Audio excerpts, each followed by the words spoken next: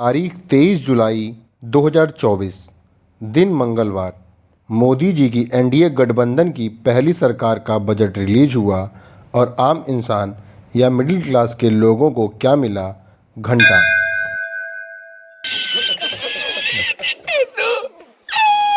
जी हाँ, हम बात कर रहे हैं एनडीए गठबंधन वाली मोदी सरकार 3.0 की। नए बजट में अगर आप 40 से 50 हज़ार महीने कमाने वाले एक मिडिल क्लास के व्यक्ति हैं तो मोदी सरकार ने आपको दिया है घंटा। सोने पे टैक्स कम किया, लेकिन आपको खाने पीने से इतना नहीं बचता कि आप सोना खरीद सको, और 17,500 का टैक्स पर ईयर बचा के अब गुड़गांव में प्लाट तो ले नहीं सकते, तो आपको क्या मिला? घंटा। नीतीश बाबू और बिहार के लिए 58,900 करोड़ मिला, लेकिन फ़ायदा क्या है? बनेगा तो उससे टूटने वाला पुल ही। चंद्रबाबू नायडू को 15,000 का पैकेज लगा दिया मोदी जी ने। वाह मोदी जी, इंजीनियरिंग तो मैंने भी कर रखी है, कभी मेरे पे भी ध्यान दे दो। ये तो हुए मजाक सपेट बातें। चलिए समझते हैं पूरे बजट को विस्तार रूप से, जिसे आपको पूरा बजट समझ में आ जाए।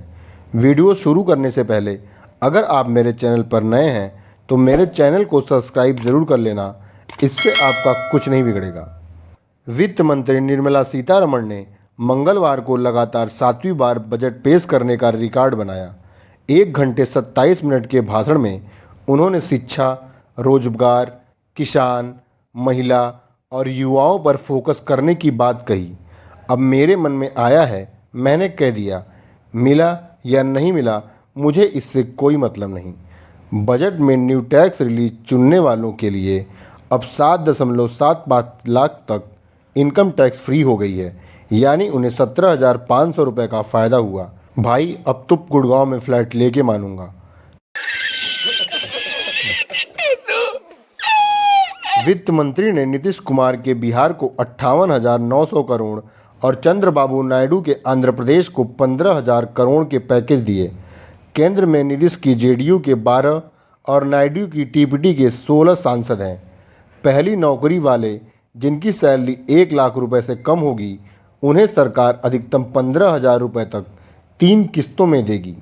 केंद्र सरकार ने 500 टॉप कंपनियों में 1 करोड़ युवाओं को इंटर्नशिप देने की घोषणा की है। इस दौरान इंटर्न्स को 5,000 रुपये हर महीने स्टाइपेंड और 6,000 वन टाइम सपोर्ट दिया जाएगा। केंद्र सरकार ने एमएसईएस के लिए मुद्रा लोन की रकम 10 लाख से बढ़ाकर 20 लाख रुपए कर दी। चलिए जानते हैं बजट 2024 का हासिल। 4 बड़ी घोषणाएं, जिसमें से पहला है बिहार और आंध्र प्रदेश को 72,000 करोड़ रुपए देने का ऐलान। बहुमत से 32 सीटें पीछे रह गई बीजेपी नीतीश और नायडू के समर्थन से सरकार चला रही है। बजट में टमे ये सियासी दबाव झलक रहा है। दूसरा है 5 साल में 1 करोड़ युवाओं को पेड इंटर्नशिप, हर महीने 5,000 रुपये मिलेंगे। ये कांग्रेस मैनिफेस्टो की प्रोग्रेसिव से मिलती जुलती स्कीम है। तीसरा है न्यू टैक्स रिलीज के स्लैब में बदलाव, इसमें ज़्यादा टैक्स बचेगा। सरकार चाहती है कि ज़्यादा से ज़्यादा लोग न्यू टैक्स रिलीज में आ जाएं।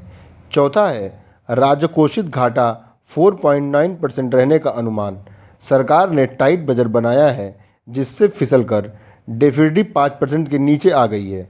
आइए जानते हैं कि बजट में किसे क्या मिला। पहला है tax payer revenue income tax में 17,500 का फ़ायदा। न्यू टैक्स रिजीम के तहत अब 3 लाख से 7 लाख रुपए की आय पर 5% के हिसाब से टैक्स देना होगा। पहले ये 6 लाख तक था। न्यू टैक्स रिजीम में बाकी स्लैब में बदलाव किया गया है। इन दोनों बदलावों में टैक्स पेयर को 17,500 रुपये तक का फ़ायदा होगा।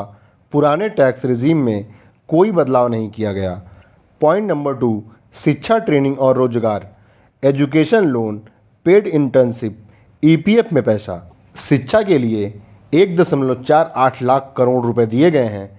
पिछले बजट से यह 32% ज़्यादा है। नौकरियों और स्कूल ट्रेनिंग से जुड़ी 6 स्कीम्स का ऐलान किया गया है। आइए जानते हैं आखिर क्या है वो 6 scheme. Scheme number 1, higher education के लिए 10 लाख तक का लोन। सरकारी योजनाओं में कवर न होने वाले स्टूडेंट को डोमेस्टिक इंस्टीट्यूट में एडमिशन के लिए 10 लाख तक का लोन मिलेगा। लोन पर सालाना ब्याज का पैसा 3% सरकार देगी। हर साल 1 लाख स्टूडेंट को ई वाउचर भी मिलेगा। स्कीम नंबर 2, इंटर्नशिप और स्किलिंग। टॉप 50 कंपनियों में हर साल 20 लाख इंटर्नशिप होगी। इंटर्नशिप के दौरान हर महीने 5,000 स्पाइनेट भी मिलेंगे।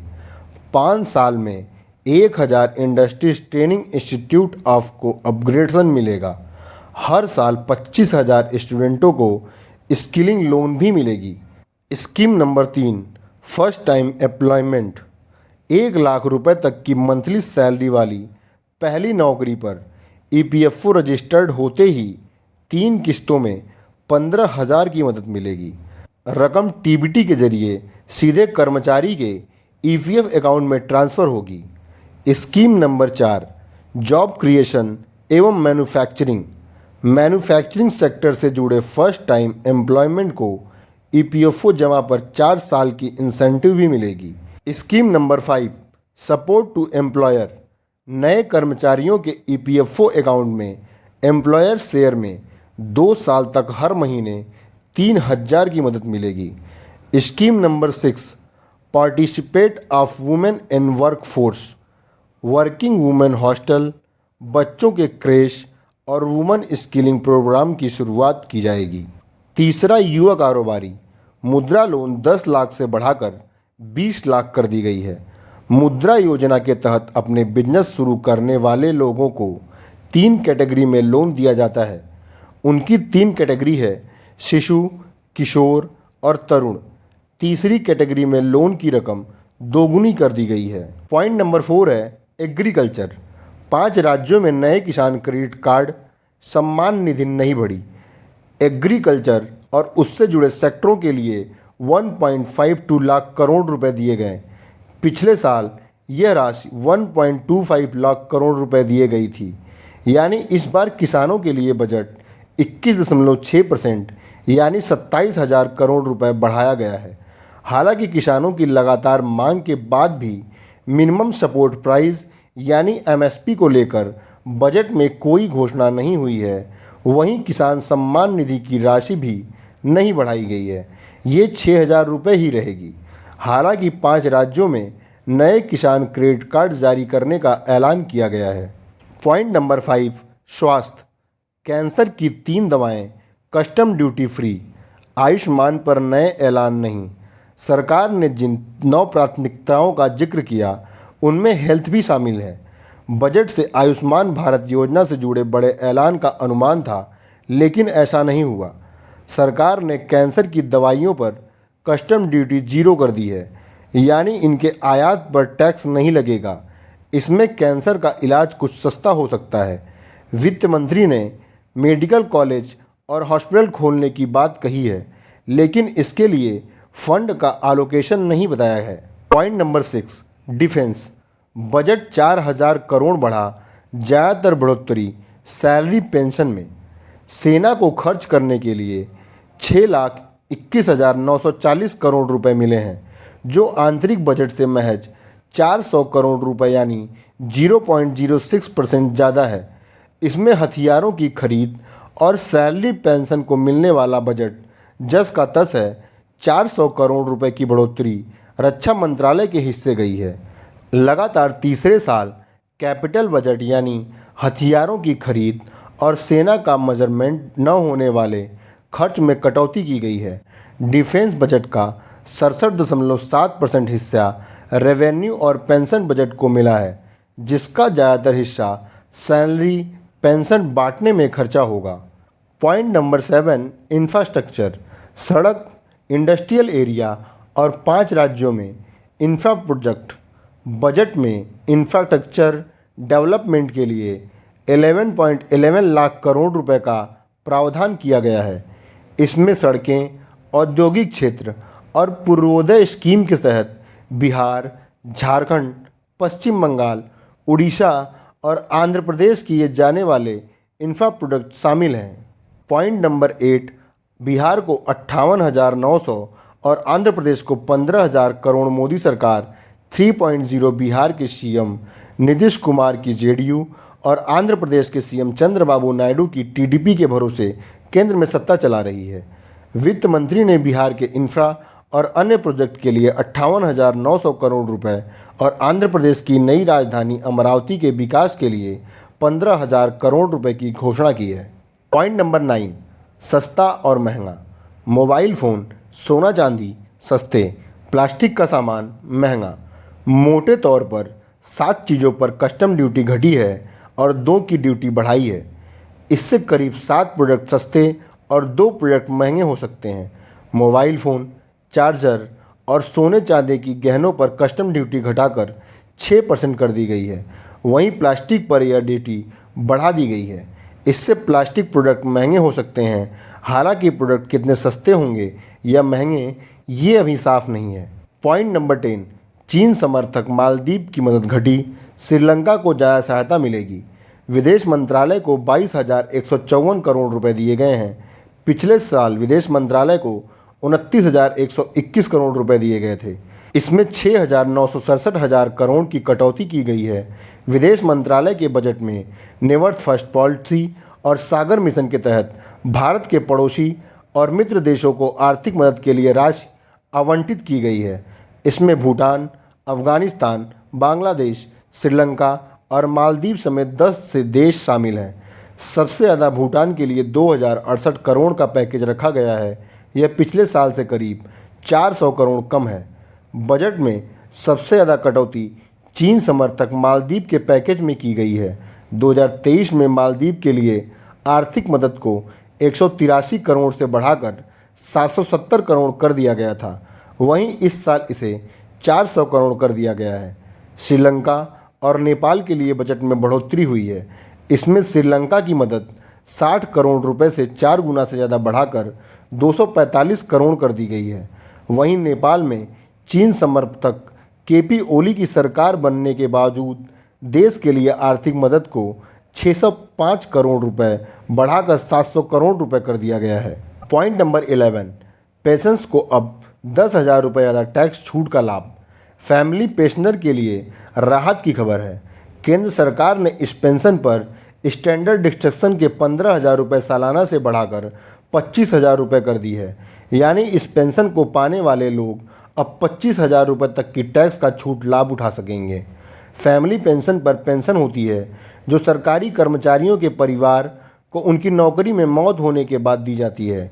नई कर व्यवस्था में लगभग 4 करोड़ वेतन भोगियों और पेंशन भोगियों को लाभ होगा।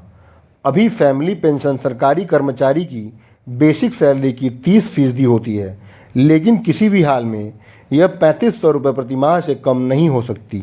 2004 तक के सरकारी नियमों के अनुसार मृतक कर्मचारी की विधवा या विधुर को फैमिली पेंशन दी जाती है जब तक उनकी दोबारा शादी नहीं हो जाती। अगर मृतक कर्मचारी की कोई विधवा या विधुर नहीं है तो राशि को कर्मचारी के निर्भर उन बच्चों को दी जाती है जिनकी उम्र 25 वर्ष से कम होती है। पॉइंट नंबर 12, गरीबों से जुड़ी योजनाओं पर फोकस। सबसे ज़्यादा गरीबी कल्याण अन्न योजना के लिए 2.5 लाख करोड़ रुपए दिए गए हैं। सरकार ने बजट में गांव और गरीबों से जुड़ी योजनाओं पर विशेष फोकस रखा है। सरकार अपनी टॉप 20 योजनाओं के कुल 10.76 लाख करोड़ रुपए खर्च करेगी। इसमें सबसे ज़्यादा आलोकेशन पीएम गरीब कल्याण अन्न योजना के लिए किया गया है। इसके लिए बजट में खाद्य एवं सार्वजनिक वितरण मंत्रालय को 2.05 लाख करोड़ रुपए दिए गए हैं।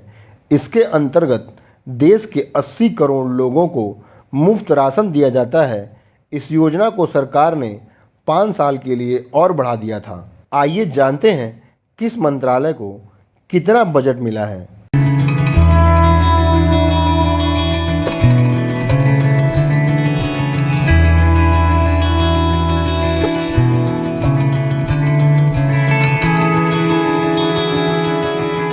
आइए जानते हैं बजट 2024 और 2025 का टोटल बजट क्या है। बजट की बाकी घोषणाएं। पीएम आवास योजना 1 करोड़ शहरी गरीबों के लिए 10 लाख करोड़ का इन्वेस्ट करेगा। पीएम सूर्यघर मुफ्त बिजली योजना 1 करोड़ घरों को हर महीने 300 यूनिट फ्री बिजली प्रदान करेगी। प्रधानमंत्री जनजाति उन्नव ग्राम अभियान योजना आदिवासियों के 63,000 गांव कवर होंगे।